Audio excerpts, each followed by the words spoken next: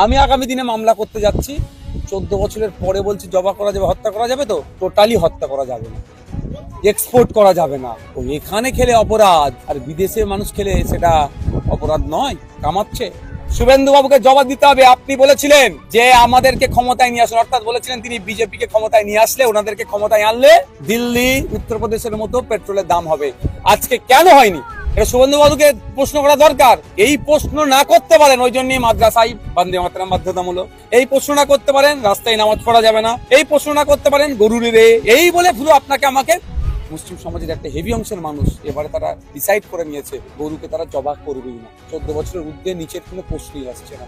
তাদের যে ডিসিশন নিয়েছে সেটারও আমি বিরোধিতা করবো না। আর কিছুটা দিন, আগামী দিন দেখবেন আর্থিকভাবে ভারতবর্ষ কোন জায়গায় গিয়ে দাঁড়াচ্ছে। ক্ষুধার সংখ্যা বেড়ে যাচ্ছে ভারতবর্ষে, তা নিয়ে কোনো চর্চা নেই। কত বড় হিন্দু কে কত বড় মুসলমান, এই নিয়ে চর্চা হচ্ছে।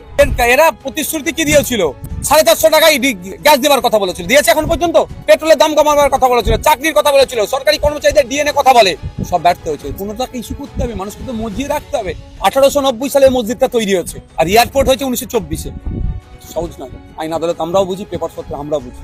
এই গোহত্যা নিয়ে, গরু জবাইকে নিয়ে, গরু বলিকে দেওয়া নিয়ে হিন্দু মুসলমানের মধ্যে একটা বিভ্রান্ত তৈরি করার চেষ্টা করছে, সম্প্রীতিকে বিনষ্ট করার চেষ্টা করছে। সম্ভবত জ্যোতিবাবু আর্মিদের সাথে কথা বলে এই শহীদ মিনার থেকে রেড রোডে নিয়ে এসেছিল। আবার আর্মিদের পরামর্শে খেলাফত কমিটির সাথে আলোচনা করে ওরা আবার রেড রোড থেকে ব্রিগেড ময়দানে গেল। কি রহস্য আছে উনি বলতে পারবো না। ভোটার লিস্টের সাথে সিটিজেনশিপের কোনো সম্বন্ধ নাই।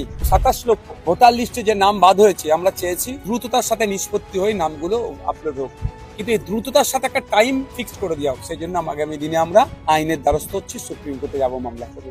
ভাঙড়ে দুটো যে ব্লক হসপিটাল আছে উন্নততর করার জন্য সর্বোচ্চ প্রচেষ্টা আমরা চালাবো।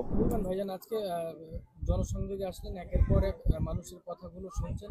এভাবে ভাঙড়ের বিভিন্ন জায়গায় বিভিন্ন জনা এমন অসুবিধার মধ্যে পড়ে রয়েছে, তাদের সমস্যাগুলো সমাধান। কিছু যাদের আছে ভোটার লিস্টে ডিলিট হয়ে গেছে, সব থেকে বড় জিনিস আমি তো জিজ্ঞাসা করলাম, দেখাতে পারলো না যে নাকি ডিলিট হয়ে গেছে, পুলিশে তাকে তুলে নিয়ে চলে যাচ্ছে। একটা বয়স্ক মহিলা এসে বললো আমার হার্টের রোগ, আমি কি করব।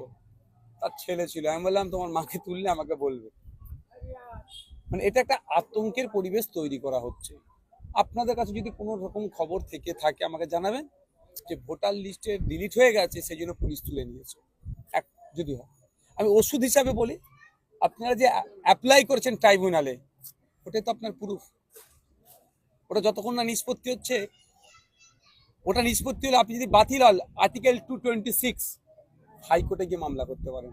হাইকোর্টে যদি বাতিল হয়, সুপ্রিম কোর্টে যেতে পারেন। অনেক স্টেপ